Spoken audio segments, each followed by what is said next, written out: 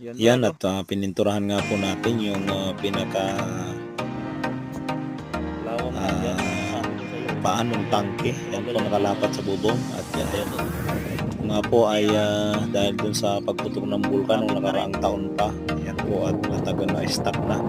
Hindi nalinisan at malapit na po yung mabulok. Yan at yung paggilid po yan at pinahiran po natin ng waterproofing yan at nagtatagas daw sa loob. Ayan pagkatapos natin nalinis, ayan na po at pininturahan na natin para hindi na kalawangin. Tapos nating malinis, binilisan yan at pininturahan na natin nga yung may mga kalawang na naka-stand yung tangke. Baka tumaob papunta ron. Yun mga idol, ayos na. Yan, at nandito tayo sa taas ngayon at tayo ay nagwa-waterproofing na nga po tayo dyan. Sama natin si pamangkin, Mr.